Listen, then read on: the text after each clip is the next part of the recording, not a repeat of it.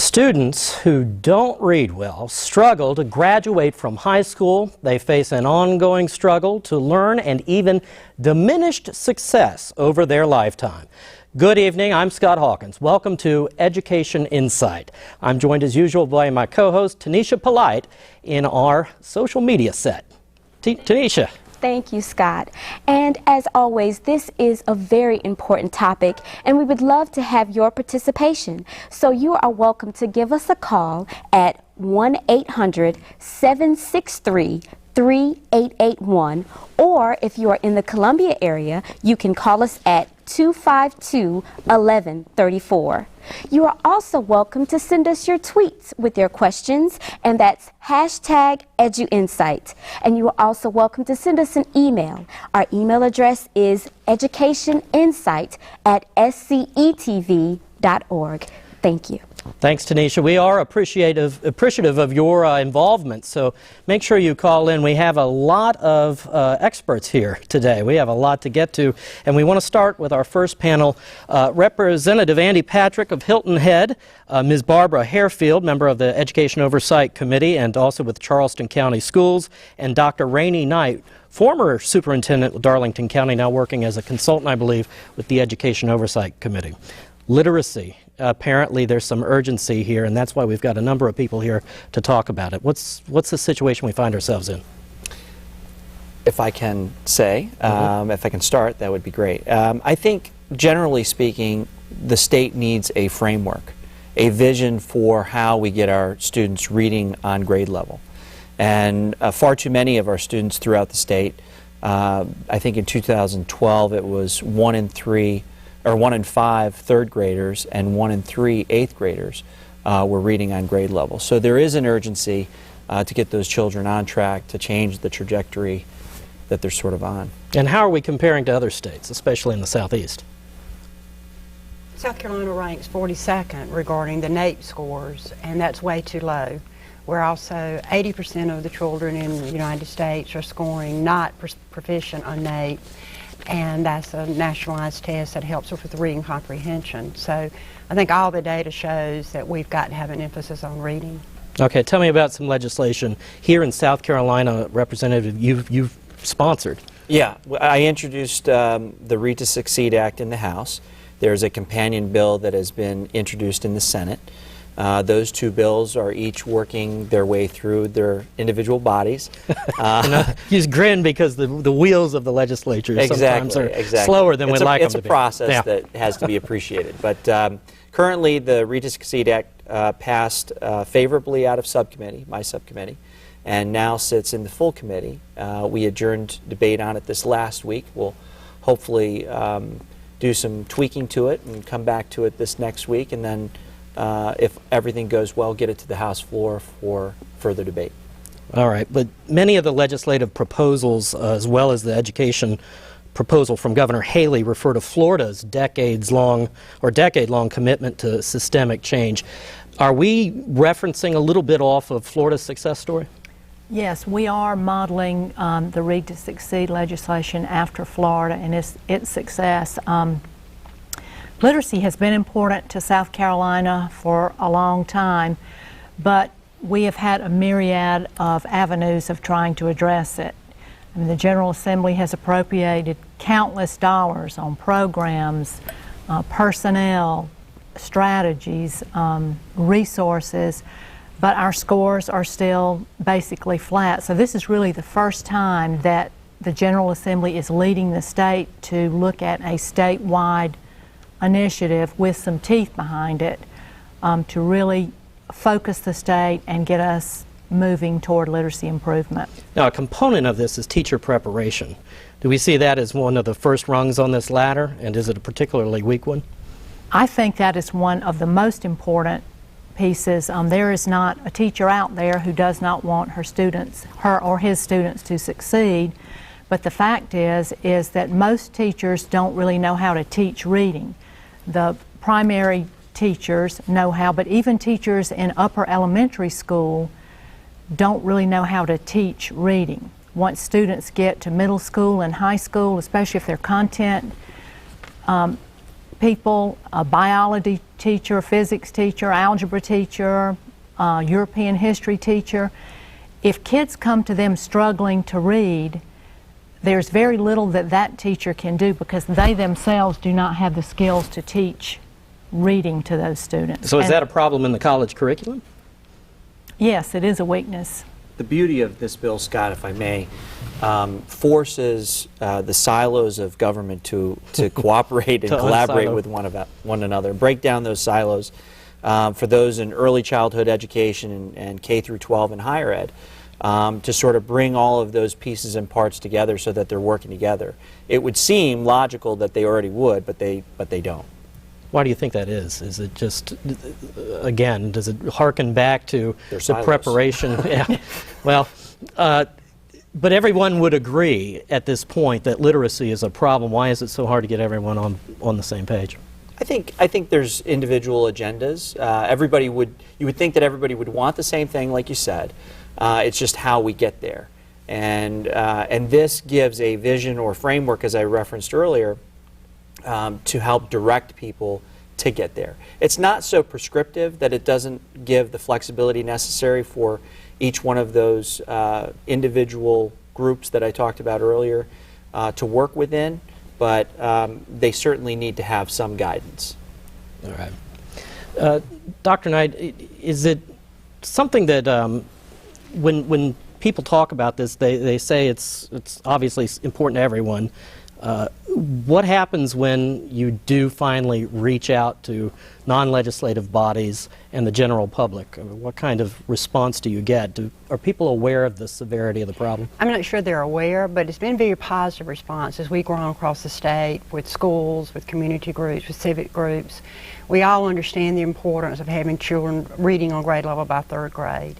And it affects all of us, whether it be from a workforce perspective or economically. And so we all have a vested interest in South Carolina. In Florida, you referenced them, they did do just that, just as the Read to Succeed legislation is making its way in the legislature. In 2001, Florida implemented a Just Read legislation, and their scores have jumped 19 points, where ours have jumped 4. So I think with a focus, comprehensive attack on reading, and I say attack, just everybody focused in from pre-K through 5th grade, you would see tremendous improvements in our children's reading scores. All right, a documentary has all but finished up, produced for the Education Oversight Committee. We're going to take a look, I think, at some of the video out of that. Help me set this up. This is by the same production folks who put together Corridor of Shame. What is the purpose of this documentary that I believe is going to be shown for the first time in the next couple of weeks to our state legislators? Which one of you would like to tell me a little bit about it? I'll jump in. I haven't seen it, but I'm sure it will showcase the different avenues of reading instruction that's going on in the state now and highlight some of the really neat things going on and productive quality of instruction consistently being provided in schools and school settings that are making a difference for children. Okay, and we're going to see some of this in a moment. I do have a call from Hemingway, and Averia, is that your name? Or you're on. Did I pronounce your name correctly? Thank you for calling Education Insight. Oh, you had a question. I was saying if our kids in the middle school and high school and in college aren't, they're losing their ability to read and not on reading level, why don't we have oversights in the elementary school area to teach them to read after school, during the summer, or have somebody in a position so we can catch this before it gets so bad? I hear your question. I'm going to pitch back to our representative here. Your legislation would tackle that kind of, the barn door being open type of situation after the horse gets out. Right. The very essence of Read to Succeed is to identify very early on, really when a child is coming into kindergarten through a readiness assessment, to determine where their weaknesses are, and so that the teacher that is taking them in can specifically focus on those weaknesses. And then there are many interventions from that point right through to the 3rd grade that would, in theory, get those children reading on grade level before they reach the 3rd grade so that we don't have to retain them. But of course, there is the retention component if it's necessary. Why third grade? Now, I've often heard, you know, you learn to read from kindergarten to third, and then from third onward, you read to learn. Is that Right. why we've picked third grade as kind of the reference point? Well, I think third grade was selected because we were basically modeling Florida's plan. There are literacy experts that believe third grade may be too late. So we are really looking into that in the legislation. All right. Let's take a look at this documentary. This is, again, a documentary produced for the Education Oversight Committee, and it will be shown for the first time to legislators in early March. Let's take a look.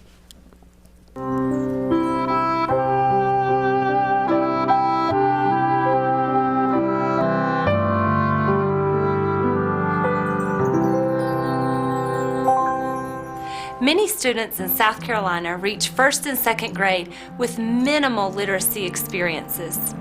Teachers must have a high degree of expertise in order to diagnose reading deficiencies as well as provide interventions to our students.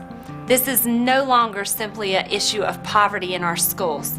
When students come to our classrooms each and every day, it is our professional responsibility to provide these students with interventions and education so that they will become lifelong readers. Our teachers must have continual support and resources in their classrooms each day across the state in order to provide that quality instruction to our students. Failure is not an option. Even with all the resources we have available to us at Pontiac, we still need more qualified professionals to help us meet the needs of all the learners in our school. When the teacher brings a child's name to the response to intervention team, we look at the entire child. We have a psychologist, a social worker in there, a guidance counselor, classroom teachers, and special ed teachers. And we look at the child's home life, we look at the child's attitude toward learning, we look at the entire child to determine the interventions best for that child. I taught for 23 years in the regular classroom before I had special reading training, and it was a year-long training, and I looked back on those 23 years and thought, I have not met the needs of those children, but this reading training helps me do that. There's so many parents in South Carolina who don't have literacy skills, and so they don't know how to teach a child how books work. And so that's why they need specially trained teachers to help them overcome these deficits. Erica was one of my students in first grade. She came to me in January, and she was behind in reading. And I tested her, and we met every day for 30 minutes, and we did reading and writing every day, and we moved up through the levels, and by the end of first grade, she was doing so well. She was on grade level, and then in second grade, I picked her up in a group, and today, Erica is doing so well. She's passed all the state mandated tests in language arts, so this program is very successful. While some of our students are entering kindergarten having prior experiences with literacy, way too many of our students are still coming into kindergarten not prepared to learn to read and write. The teachers that are teaching our young children are often not prepared in our colleges and universities in our state to meet the children where they are when they enter kindergarten. If we do not work harder to prepare our teachers with the information that they need, then we're going to create those gaps for those students going into third, fourth, and fifth grade. With those gaps, our children entering middle school will often lead down the road to dropping out of school in middle school or high school. That a child who cannot read at the level of his or her peers is already damaged socially, because a child who cannot read is a child who cannot learn. Studies show that children who cannot read proficiently by the end of the third grade are 4 times more likely not to graduate high school on time. And South Carolina ranks 42nd in the country when it comes to our fourth graders' ability to read at a basic level. Those two statistics together paint a dangerous picture for South Carolina's future. But we can turn the tide. Led by Governor Jeb Bush, Florida undertook one of the most meaningful transformations in education this country has ever seen. And when I asked Jeb, he told me the most important thing they did was teach those kids to read. We're going to follow that model. Every elementary school in South Carolina will be offered a reading coach to make sure that no child leaves the 3rd grade unable to read.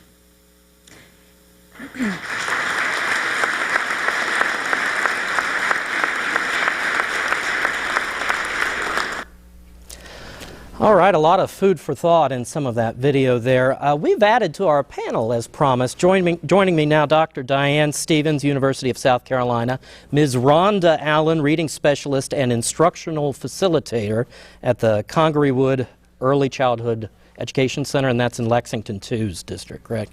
And Ms. Bunny Ward, Director of Early Education and Policy, United Way of the Midlands. And Tanisha has a full house over on the social media set, plus a question delivered to us on Education Insight via Twitter. Tanisha? Thank you, Scott. On the panelists that I have joined here with me, I have Dr. Danny Merck. Dr. Merck is the Vice Chairman of the Education Oversight Committee, as well as the Principal at Daniel High School in Pickens County. And next to Dr. Merck, we have Attorney Tommy Preston, and he is the attorney at Nixon Pruitt Law Firm, and he's also the founder of the Cocky's Reading Express from the University of South Carolina. Thank you, gentlemen, for joining our panelists. Great to be here. Thank you.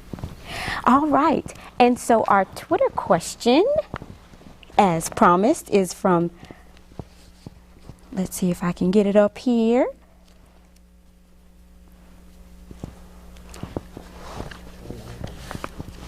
Okay, the Twitter question that we have, and again, our Twitter is #EduInsight. What does a classroom teacher of young children need in terms of preparation to help them help children with reading problems? All right, who among us wants to answer that? We've got a big panel today. Yes. You seem ready. Yeah, well, also there are several faces looking in my direction. Yeah, all across the room. That sort of seems to do it. One of the things I do is teach teachers how to help children learn to read. I think there's a great deal that they need to know, and one of the things that's happening right now is there's not consistency across the state about what those essential competencies are.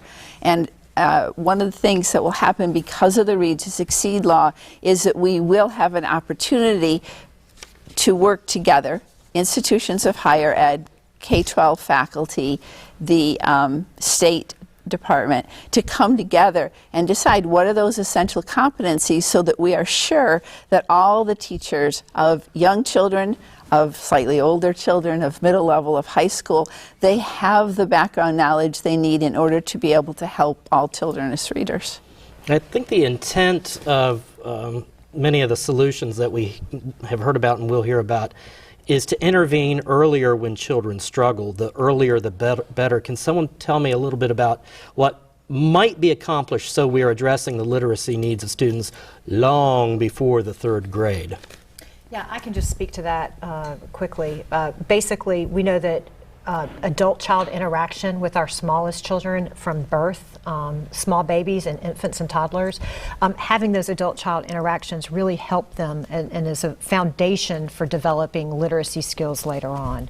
And there is a huge gap in spoken communication between a low-income household and a household with professionals as parents. You say it takes a village. It does. Does this crisis kind of illustrate that for you?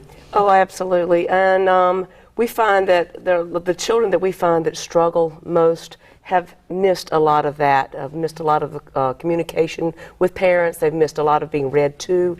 They've missed a lot of just hearing the language that they need to hear in order to be able to be successful readers. And when we get them in those early ages, in the K4, K5, 1st grade, it is our job to be very aware of our children and know our children well enough to know who is struggling and who needs more intervention than other children. So we try to get them early on to get them the intervention that they need to keep going and to further grade levels. Obviously, parents have their expectations of what their child's teacher is capable of. When a young graduate comes out of school and begins a teaching career, how do they respond to the suggestion that they haven't had enough preparation for teaching children how to read? They sort of panic when they realize that they're well prepared to be beginning teachers, but they're not well prepared for the complexity that exists in our classrooms. And so there isn't a way. Actually, I thought about this question when I wasn't on screen, and I couldn't figure out how to word it, so not any further ahead. But they're generalists. They know how to handle a classroom. Yeah. They know something about social studies and science and math and art and PE, and they have to, in the beginning of their careers, orchestrate all that and do that smoothly, and they will help about 80% of the kids in the classroom be able to progress as readers. They need advanced knowledge in order to be able to increase their knowledge base and be able to help those students who are struggling as readers. All right. I think that the instructional coaches, the reading coaches and things, help to supply them with that information and work in their classrooms. And most of them are more than grateful for the help that they get from teachers, because they do panic when they have children who are not where everyone else is. So getting those coaches in there to guide them is of most importance. Okay. We have some videotape again. This is Penny Danielson explaining some of the resources that the South Carolina Department of Education offers parents and teachers. And let's take a look at that tape real quick, because it covers both concerned parties. For teachers, we have professional development links. We always post what is coming up. The professional development we offer is sort of a multifaceted approach. We have best practice sessions, so on the website they would be able to find the upcoming best practice sessions where we bring in national experts to talk on the latest research, the latest strategies for teachers, and those are generally a series a couple of times during the school year.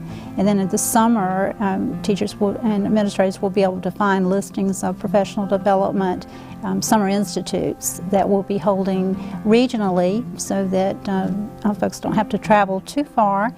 For parents, because of the new interest in literacy, we're having more requests for information.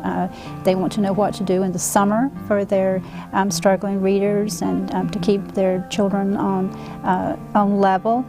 So we are offering a list of books for summer reading, suggestions of tying in enrichment type activities to support the literacy and building their background knowledge on topics. So we will have some of the resources up on our website for parents. There's a lot of interest in the summer reading prevention loss program that we've been working on for a couple of summers. At the end of the school year, we're supporting some schools with books for book fairs that at no cost to the students, that they can self-select their books, 8 or 9 books per student to read over the summer.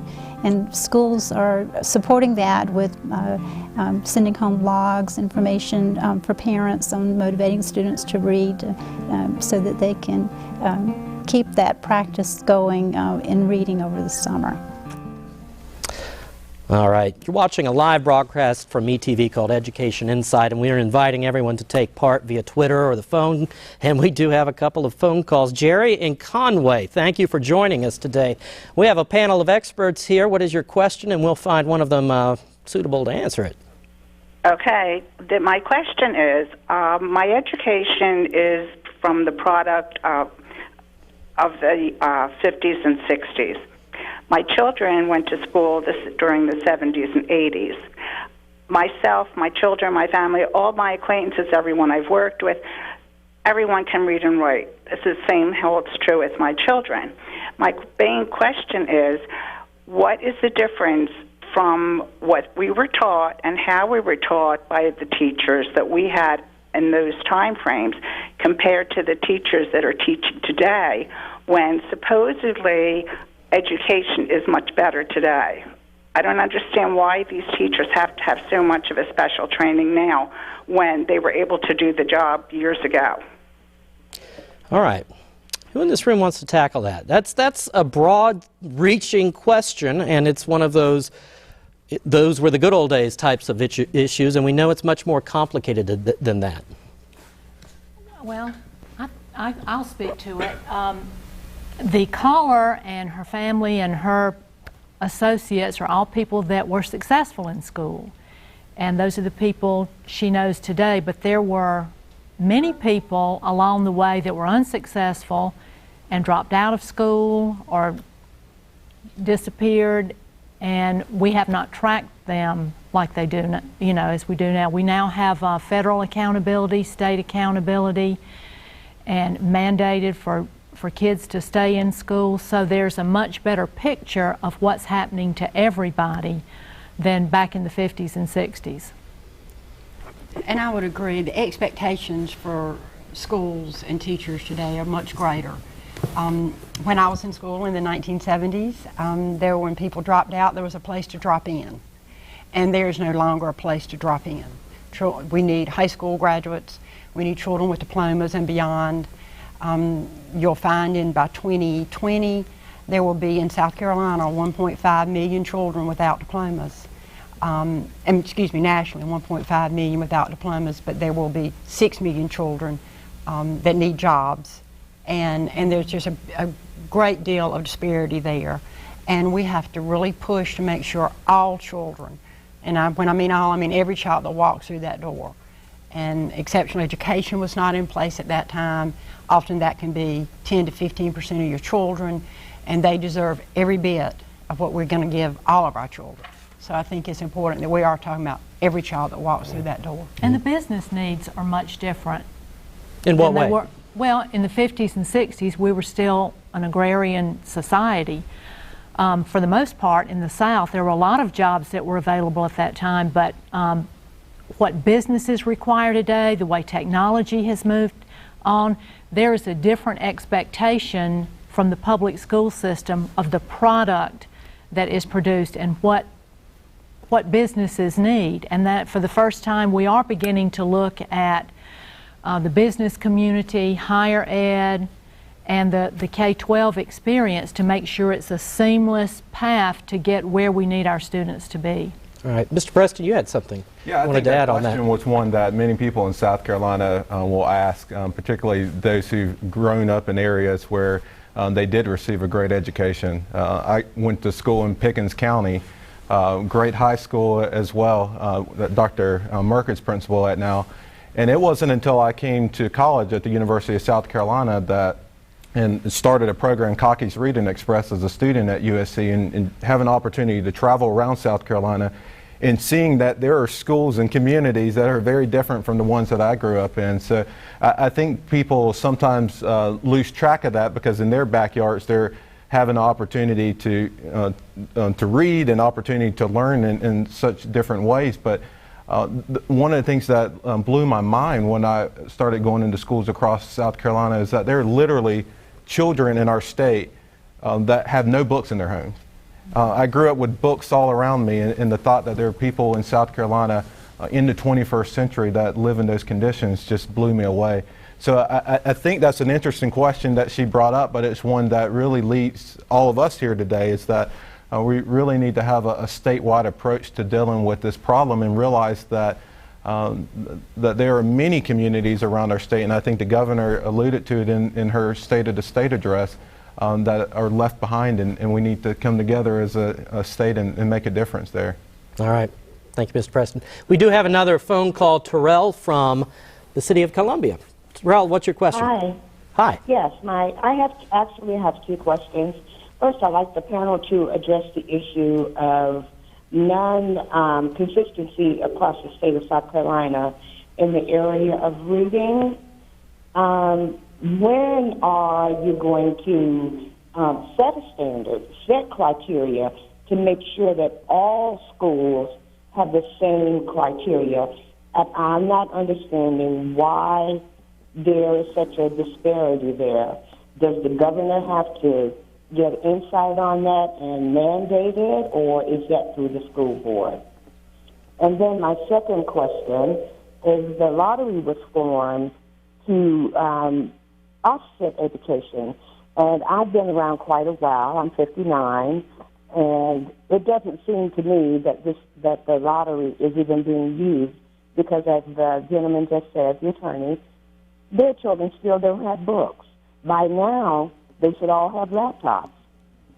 I'm not understanding, and I'd like the panel members to address those two issues. All right, thank you very much. We're going to field both of those. Representative Patrick, you had indicated you wanted to field that first one. I'll field the first one. You don't want them both, huh? and I think it goes back to my opening statement. Yeah. We've never before had a comprehensive framework within which the entire state performs under.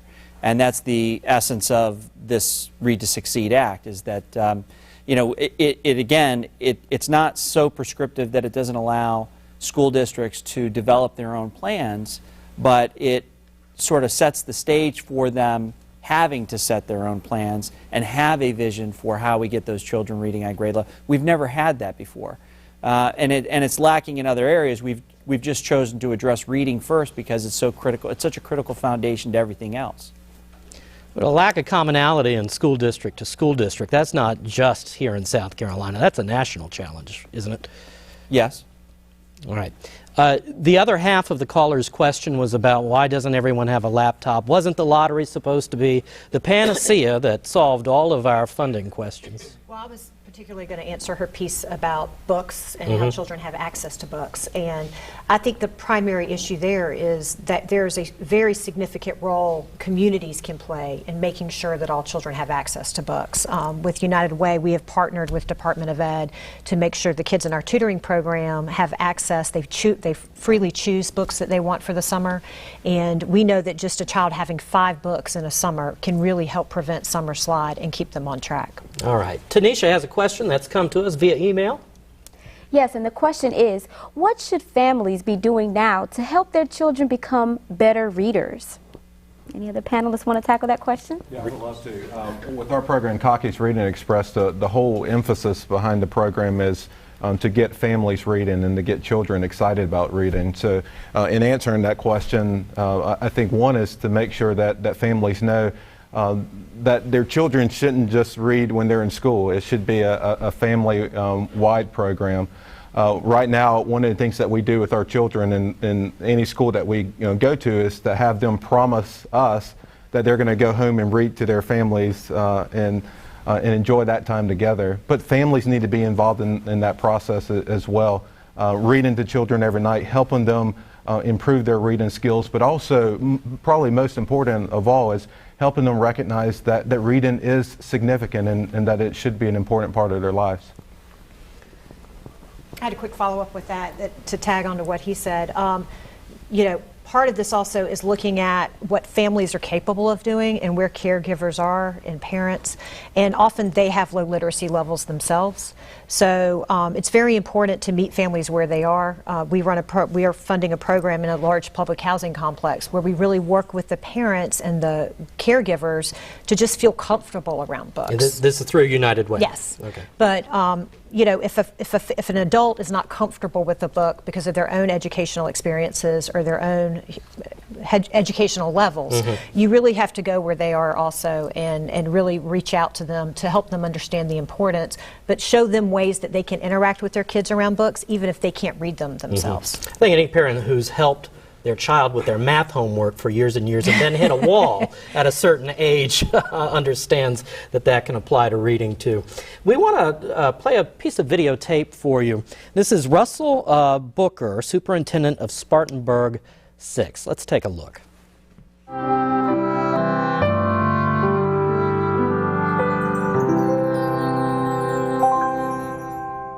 This school is very different from many of our schools in District 7. I think the name itself, the Cleveland Academy of Leadership, speaks to that. Our focus is on leadership here at this school, and everything that we do here centers around that whole concept. Of course, we've implemented a Stephen Covey model that focuses on those 7 habits of highly effective people. Some other things that are very different, not just in our district but statewide, we have a 205-day calendar for our students here, so that extended school time sets us apart. And I think you'll find that the robust partnerships that we've established is something you won't find anywhere else.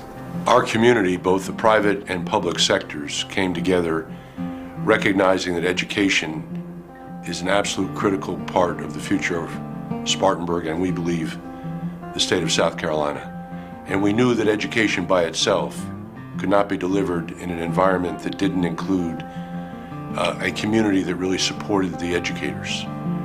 So we had no trouble selling the idea of a broad group of individuals coming together and working with District 7 to create a place where teachers can teach and children can learn. My name is Lillian Atkins, and I am the principal of the Lexington 4 Early Childhood Center. All of the children who are 3 years old through 5K kindergarten who want to come to school, they go to school full day, tuition free. ETV, our partnership with them, has really helped us to live into our school's purpose, which is to prepare a learning environment that nurtures the whole child while building a partnership with families and the community. Our big goal is to make sure they're reading on grade level by grade 3. And the reason that's so significant is around grade 3 you make a transition from learning how to read to reading to learn. We make great gains during the year. All students progress at about the same rate regardless of how they're performing. But during the summer we have some students that go backwards and some students that move ahead, and we create this learning gap every summer. So we're trying to mitigate that by giving books to these students. I got all Percy Jackson books. There's a lot of excitement around Lexington 4 about the community working together with the schools, churches, other organizations that are involved, really hoping to reap the benefits of that over the years to come.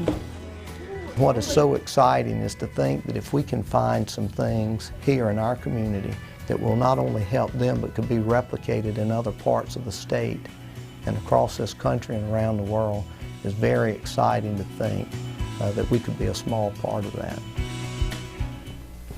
So we're getting views from all around the state in terms of education. And we have a phone call. A lot of you are watching this program. Obviously it's live, and we're soliciting your questions to our panel of experts. And we have Warren from Seneca on the phone. Warren, thank you for watching Education Insight. What's your question for our panel?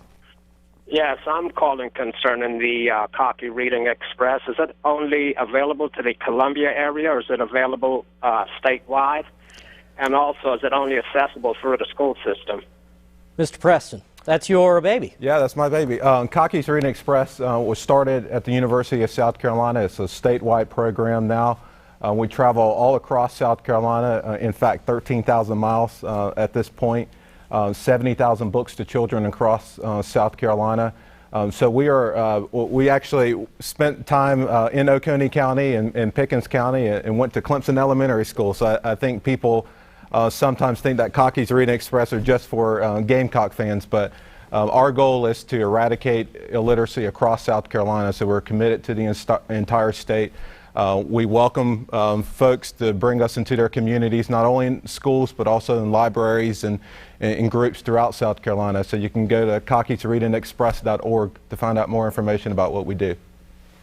We may change that name to Tigers Reading Express if he You comes know, back it's into taken Pickens County. 40 minutes into the program to hear from Dr. Danny Merck. He's, by the way, Vice Chairman of the Education Oversight Committee. I would like to say that Sure. we reviewed his test scores before we came on the air today, and one of his English teachers, Dana Howard, sent me a text and said he was proficient in all reading at Daniel High School as a graduate in 2003, so we're very proud of him. Thank you. Despite the fact that he has Cocky's Reading Express. As making the rest of us feel kind of old, actually. All right, we do have a question via Twitter, and Tanisha's been on top of that. Yes, I have. You can tweet your questions to us at #EduInsight. And the question that I have via Twitter is, what do you see as the role of public libraries in the literacy effort? All right. It's a great opportunity to partnership with public schools, private schools, homeschool children, all children in South Carolina with their public schools. And in my district, they worked with us with getting books during the summer, that we were having summer reading programs, and they would actually purchase the books and have those available. They'd also come out to our schools, and we would partner with them with training. So your public libraries are your best friend.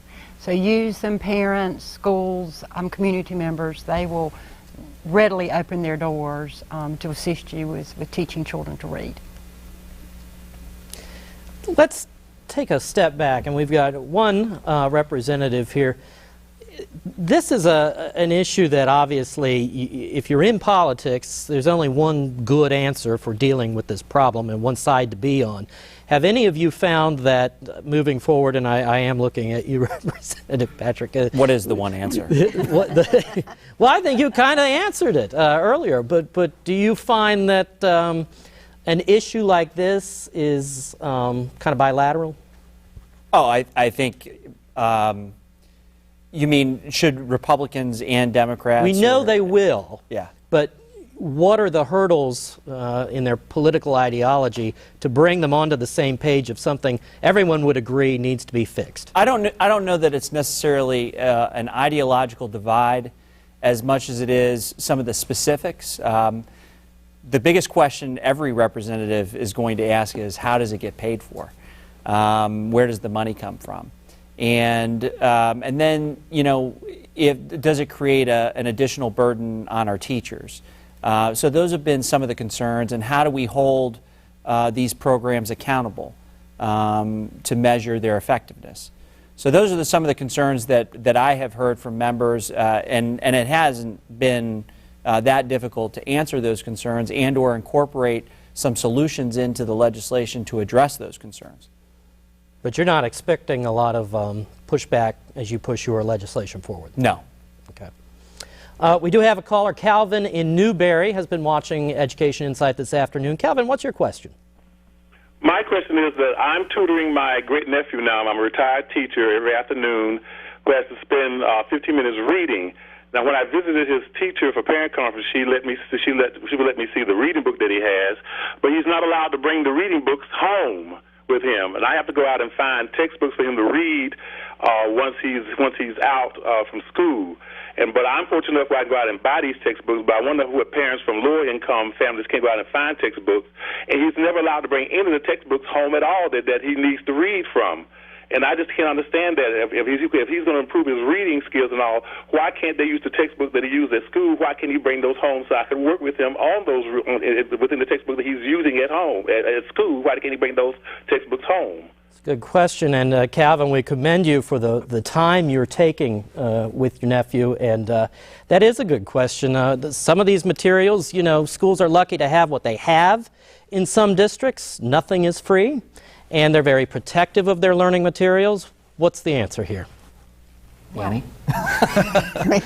Well, that's a very good question. And the simple answer is we have limited resources, and teachers can't just give every textbook to a child to take home because many do not come back. Mm-hmm. And then you lose textbooks, and it requires more money to buy more. And so I'm sure that the teacher would love to send every textbook home, and would love for the child to have textbooks at home. But unfortunately, we don't have an unlimited supply, and so that would be my answer to that, although we would love for every child to be able to take any textbook home. I'd also just suggest to the caller that he's doing the right thing. He's gone to the school, he's talking to the teachers. I would go back and tell them that you need some resources to help your child with reading. I don't know a school that would not bend over backwards to try to provide you with some resources. Public libraries we mentioned earlier have books. You can get a library card and check out books there as well. There's some websites you can go to. Reading Rockets is one, International Reading Association. But just Google Parents Helping Children to Read, and there are some resources that he can get from the websites and print them off. So continue, don't ever stop. I'd like to just re-emphasize what Rainey just said, in that I think schools are looking more and more, as a parent, for parents to become more engaged, or as a caregiver, or as someone who is helping out a family member or a student. So I think that engagement in and of itself, and re-engaging and just keep pushing, eventually I think the school will work to accommodate the needs of that family. You had something. Well, I was just going to say, especially for our folks where they have a lack of resources, again, that's really where the community comes in to play a great role. And there are a lot of programs and organizations around the state that have a huge focus on children and their learning. There are United Ways all across the state that serve as great resources. And then also the importance of folks getting a little bit out of their comfort zone to go where people are. So especially for our families that are low income or have a difficulty accessing resources, it's very important that we figure out how to go to them. And that can be where they live, they work, they congregate, they worship, where they access resources. One of the programs that United Way is very involved with and is a huge partner of is Reach Out and Read. And so under that program, families that go to clinics for well visits with their children, their doctor gives a prescription for reading, and those children are able to get brand new books at each one of those well visits. So again, it's being more creative and being flexible and figuring out the best way to get those resources out to the folks who need it the most. So writing a prescription for reading. Yes. All right. Yes. Okay. Tanisha, I know we've got some folks contacting us online. Yes, I've just received an email, and you can email us at educationinsight@scetv.org. And the email question that we've received is, what are some self-learning strategies for post-elementary and high school individuals to increase reading comprehension? Whoever would like to tackle that question, you're free to do so. Sure. One of the things that I think that really helps older students is to have an understanding of how the reading process works. Very often, individuals carry into middle school and high school and adulthood an idea that reading is about getting every single word right. And when that happens, what individuals do is just that. They focus on getting every single word right. To help yourself as a reader, I would suggest that you find books that you're very, very interested in and focus on what you're learning from that text and not worry about missing words. The more that you do that, the easier the reading becomes, and you also begin to build your vocabulary because the words around the unknown word are so interesting to you that you very often can figure out the meaning of that new word. So a great deal of it is having fun and reading for pleasure. And I don't mean that that needs to be fiction. A number of people read non-fiction for pleasure, but read because it feels like something that you want to do, and focus on the meaning of the text. And the more that you read, the easier it becomes, and the larger your vocabulary becomes, and it's about that easy. And it's a very rewarding process for that person too, isn't it? And I think one of the things, questions have come up about families. Reading is a pleasurable activity, and young children need to see that that's a pleasurable activity. And we have some adults in our homes for whom reading is not pleasurable. So one of the things to be doing at the community level is helping adults enjoy reading so that then the children see the adults enjoying reading, and it becomes this wonderful snowball effect of a community finding text interesting. And I would just say that's any sort of text. It's not necessarily a parent having to pull out a large novel and read in front of their child. It can be... Yeah, don't start with War and Peace. Exactly. You know, Dick and Jane or whatever's age appropriate. News magazines, fashion magazines. Environmental print is everywhere. Exactly. And just reading it and reading it out loud. All right. Tanisha, tell us what we've got online to Education Insight. A lot of people are engaged in this program today. Yes, because this is such an important topic. So yes, thank you all for your questions. This is a question via Twitter. It says, I want to help children learn to read. Where can I go to get more information and help?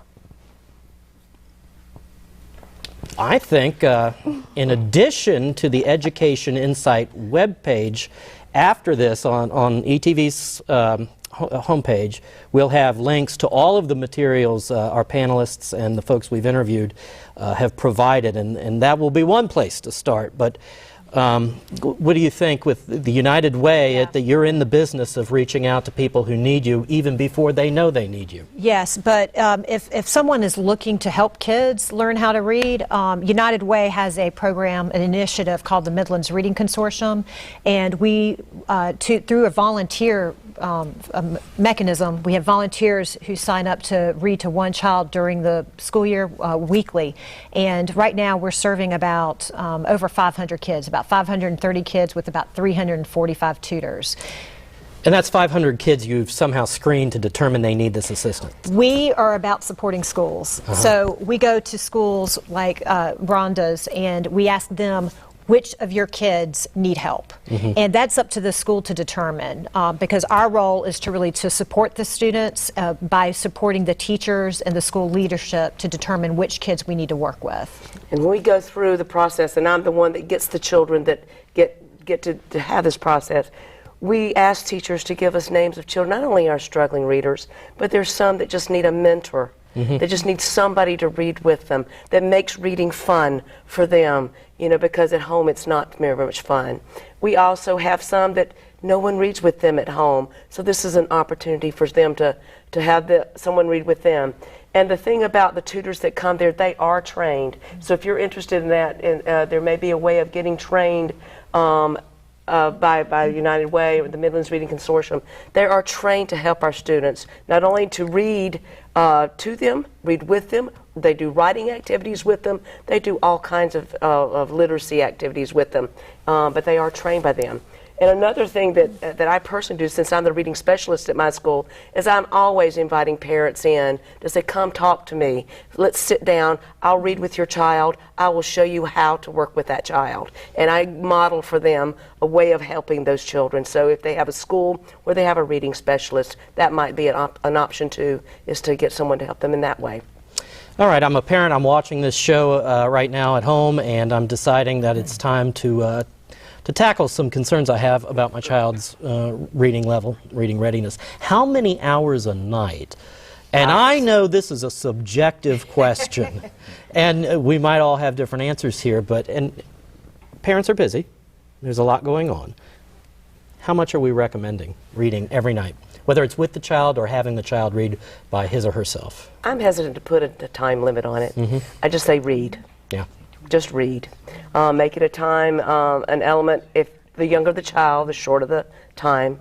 But as they grow, they can spend more time. But it's just, the most important thing is to read with them. And again, it doesn't have to be necessarily something the child can read. It can be something you read to the child. It can be time just spent enjoying reading again and having that time. But the importance is to be reading at night, or in any time that you can find time to read with them. And they are busy, and it's hard when they leave school. They end up going to ball practice and dance lessons, and you know, when you barely get time home. But if you can read with, you know, in the car, wherever, just reading is important. And I would say take the child's cue for that. So once they look like they're not interested, don't make it a chore. So as long as they're interested in it, that's sort of, you should let your child sort of guide that to some degree, especially the very young ones. I know with this whole subject that third grade has kind of been targeted for really working with this, but at what age will children become obvious about their shortfalls with reading, or they're struggling? Or will the teacher notice first? Well, even with another great thing about the Read to Succeed legislation is it has identified the need for early readiness, for school readiness. And school readiness is making sure a child has those skills that they need to be successful in school when they start school. And so by using a statewide assessment, it helps with the consistency of us knowing if our kids are ready to learn, but it gives teachers and schools an opportunity to really look at how these kids are when they come in the door. And a lot of districts are already using their own assessment, but through getting that sort of statewide assessment, again, we would get some consistency around the state. I think it's also important the assessments don't look like tests all the time. So one of the things that you notice about a very young child is, do they hold the book right side up, or do they hold the book upside down? Do they know that books start on the left and go to the right? Do they understand that there's a relationship between the pictures on the page and the words on the page? All of those things get learned without anyone giving lessons. They get learned because the child is sitting side by side with a reader and coming to understand that that's how texts work. All right. What can we do moving forward? Tanisha? Yeah. Dr. Merck had a comment that he wanted to add. I was just going to add that my wife and I, we have 4 children, and our youngest 2 are in 2nd and 3rd grade. And I think it's most important that you enjoy reading and that they see that in you. Just doing devotionals at night and having my children when they were 4 or 5 working on their writing skills would write their name. And so I still have those books where it was maybe 2 or 3 minutes of a devotional, and then Eli and Eddie write their name in the book. And so as they get older, instead of working on writing their name, you let them start practice reading. And so no matter what, literacy is reading and writing, and you can combine the two, but it's just the time that you spend will help you bond as a family. And so you use reading to do that. All right. We are out of time on this month's edition of Education Insight. Tanisha and I would like to thank our panelists. They came from a long ways away, some of them, so this is a very important subject. Everyone in this room is very dedicated to it, and we really appreciate your insight. We will see you next month. Thank you for joining us on Education Insight statewide on ETV. And remember, a lot of the information you heard here will be on ETV's website momentarily.